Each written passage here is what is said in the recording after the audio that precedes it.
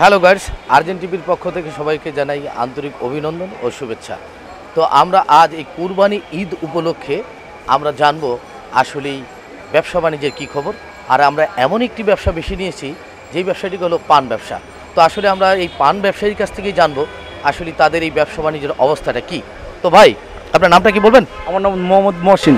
মোহাম্মদ মহসিন না? জি জি। তো আপনাদের এই যে পান বিক্রি এই কুরবানি ঈদ উপলক্ষে কেমন হতে পারে বলবেন কি?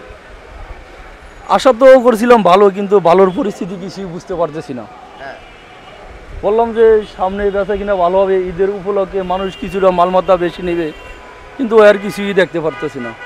বুঝছিলাম যে আমরা কিছুটা স্বাবলম্বী আছি, এই কর্মচারী আছে, এর বেতন দেওয়া লাগবে, বোনাস দেওয়া লাগবে, গোডাউন ভাড়া আছে, নিজের বাচ্চা পোলাপাইন আছে, স্কুল কলেজের বেতন দিতে হবে। বুঝলাম যে আমরা একটু স্বাবলম্বীভাবে চলতে পারবো, কিন্তু আমরা কিছুই ওরকম দেখতে পারতেছি না। কারণটা কি বলবেন? চলো, বিভিন্ন দেখা গেছে অর্থনৈতিক অনেক সমস্যা, মানুষের হাতে মনে হয় টাকা পয়সা নাই, তার জন্য কেনাকাটা করতে পারতেছে না, এই আর কি। তার জন্য আমরা অনেক ক্ষয়গ্রস্ত আছি। আর যেই পরিমাণে আমাদের খরচ, ওই পরিমাণে আমাদের ইনকাম হয় না। আচ্ছা, তো আপনারা ওই যে শুনলাম নাকি নানান ব্যাংক বা এনজিওর সাথে? হ্যাঁ, বিভিন্ন ব্যাংক, এনজিও, লোন, বিমা, বিভিন্ন শাখার সাথে আমরা জড়িয়ে আছি, ঋণগ্রস্ত আছি, এই আর কি। তো এগুলো কাইটা উঠতে পারতেছি না। তো আমরা শুনলাম যে পান ব্যবসায়ীর কাছ থেকে আসলেই তার সুখ দুঃখের কথা। তো আসলেই প্রতিটা ব্যবসায়ী যে যার ব্যবসা করে সে সেটা ভালো জানে। তো ভাই, আপনি বলবেন কি?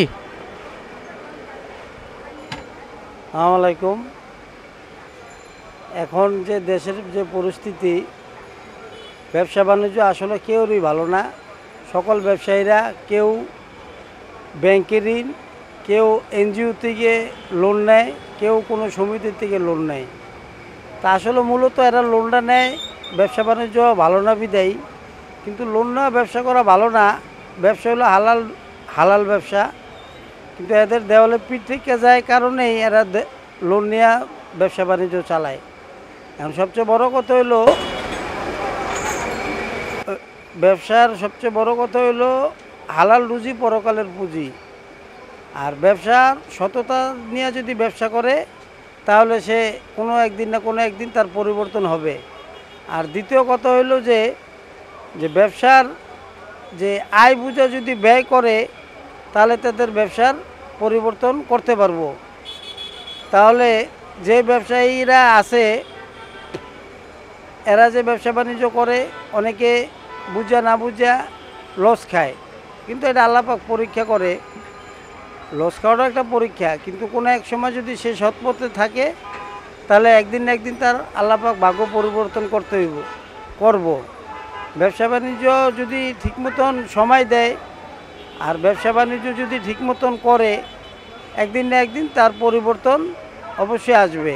তো এটা সকল ব্যবসায়ীদের বলতেছি যে আপনারা আয় বুঝে ব্যয় করবেন, তাহলে আপনাদের ব্যবসা পরিবর্তন হইব। এটাই আমার বক্তব্য। ধন্যবাদ আপনাকে।